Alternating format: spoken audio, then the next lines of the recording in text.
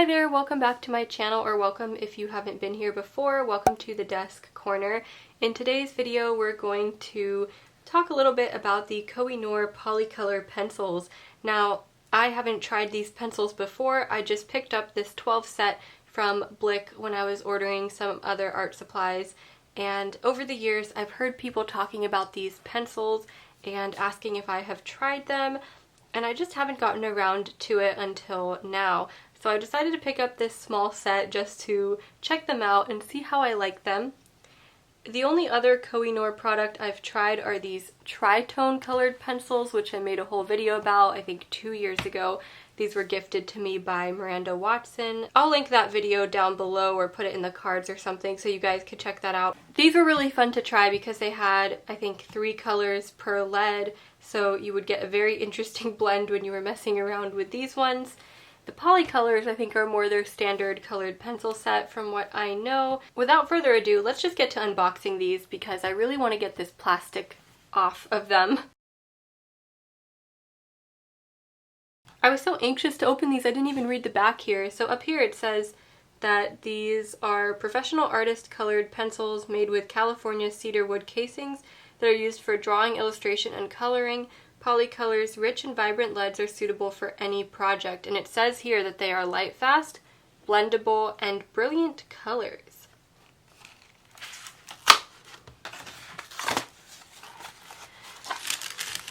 I very gracefully opened this.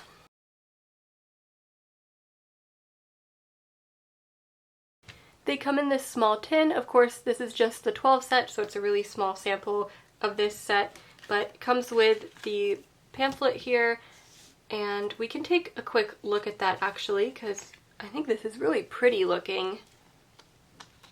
Talks a little bit about the brand, as most brands do have these little pamphlets or booklets that come with their art supply sets.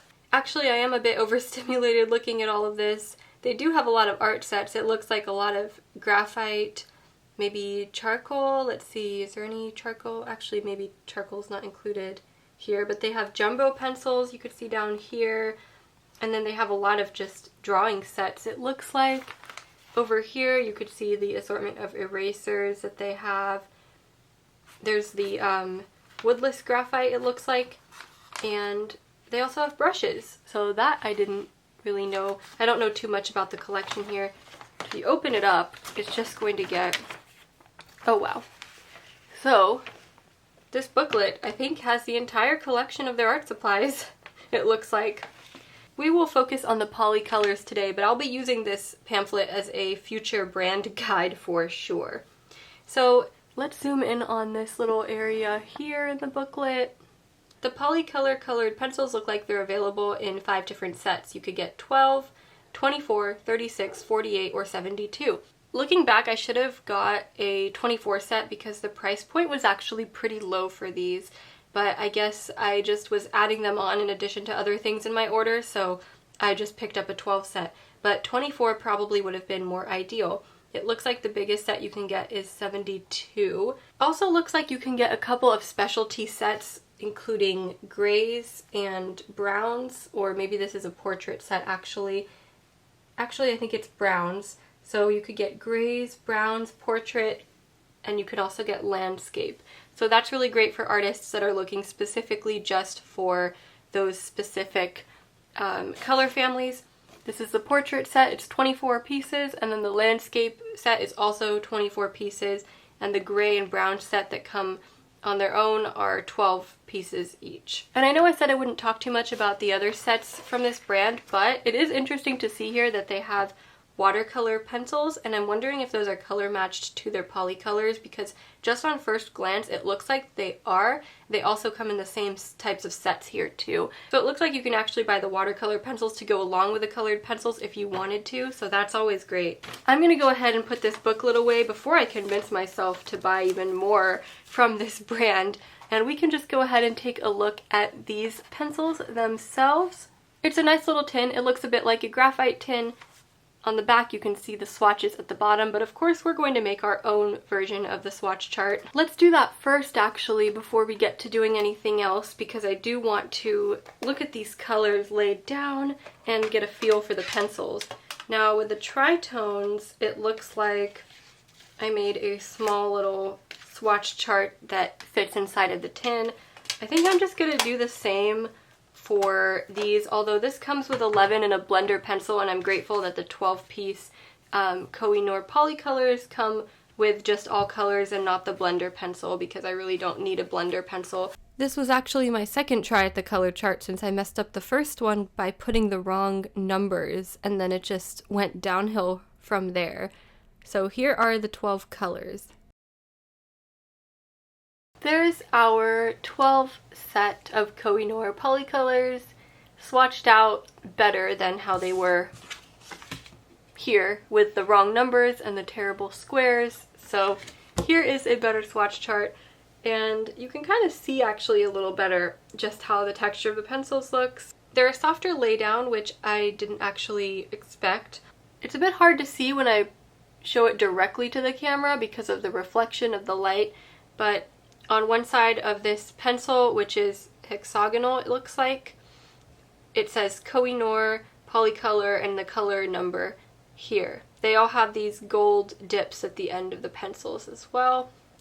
And then when you flip it over here, it tells you the color name, and there's another random number printed that I originally thought was the number of the color, which is funny, but it's not. I don't know what that number means. The actual color name is printed so that you could see it a bit more easily, compared to on this side you have the reflective name of the brand and pencil. I'm going to look at this booklet again because I'm curious if I missed if it had any more information about these pencils, or if I'm just going to have to look it up online.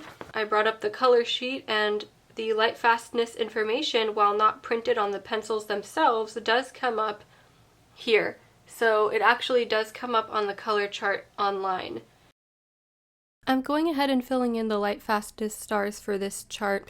It's not surprising that the violet has the lowest light fastness, as that's pretty standard. For those of you interested in specific light fastness ratings for these pencils, you can go to the Koh-I-Noor website and check out the color chart. I counted very quickly, and there's 15 that have 2 stars and about 4, I think, that have just 1 star light fastness rating, so that's pretty decent. It's out of a 72 set, but you guys can check that out yourself on the Koh-I-Noor website if you want to know all the details of that. I went on a bit of a side quest there, but I just wanted to see, because it did say that they were light fast in the booklet, so I wanted to go on the website and take a look at what that meant and what the ratings were. Well, I said I wanted to create a rainbow at the bottom, so I think I'm just going to go ahead and do that to see how these blend together. As I was doing this, I quickly realized that pressing hard, or on the harder side outright with these pencils, is not really the way to go. They end up looking a lot more stiff, and the blend does not really turn out quite as smooth as you guys can see with this rainbow. So there's our rainbow at the bottom. Now my first impression here is I think that these might actually blend a little better if you take the time to work on layers. Let me see if I can try that. I have some room on the back in this failed color chart. I'm just going to try to blend these two together.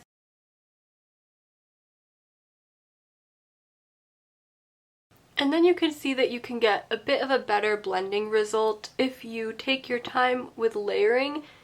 With Prismacolor, you can kind of just like pick it up, blend, and go. Like, you can blend very quickly.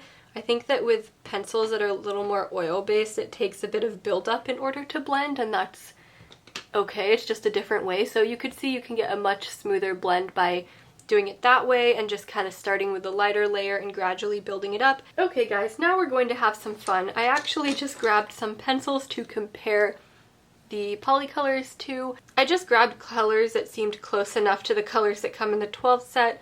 We have a Caran d'Ache Pablo, Caran d'Ache Luminance, Prismacolor, Holbein, Derwent Lightfast, and a Polychromos pencil. In my second Blick order, yes, shamefully there is a second Blick order, I've actually ordered a 12 set of the Lyra Polycolors as well. I forgot exactly what those are called, but I just wanted to see because those are another set of pencils that I've heard so much about. I thought that maybe those would be fun to compare to these ones once I obtain those. So that's also fun, but I don't have them quite yet, so they're not going to be part of this video, unfortunately. As I was comparing them to some other popular colored pencil brands, I took some notes. So with the Polychromos, they definitely have a much smoother, buttery laydown than the Polycolors do. With the Prismacolors, they are more vibrant and they're a bit more similar, but I would say obviously they're more waxy and softer than the Polycolors are, and definitely richer. I think the best comparison were to the Caran d'Ache Pablos pencils. They felt a little bit more similar to those, although those are a much higher price point than the Polycolors, and that's something to keep in mind. Just for fun, I also decided to compare them to Luminance and Lightfast, although those are probably the higher quality pencils on the market. So with the Luminance, you can see how much richer that color is. They don't feel like the Lightfast either, which also have that kind of buttery smoothness to them. And same with the Holbeins, they don't feel anything like the Holbeins either, which feel more soft or buttery, even though they're oil-based. And I also compared them to Colorsoft, which had that same thing. Colorsoft are a lot more creamy and buttery. Finally, I compared them to Procolors. Procolors I've never been a fan of. I think that they're too hard and stick too much to the paper whenever I've tried them. And I think that the Polycolors are like a version of Procolors that I actually like. So a harder pencil, but not so hard that it sticks or scratches. I know some people are a fan of Procolor, I just have never really liked them, so that's just my opinion. Now we're going to go ahead and compare the Polycolor black to some other black pencils like Prisma, Caran d'Ache Luminance, and Polychromos.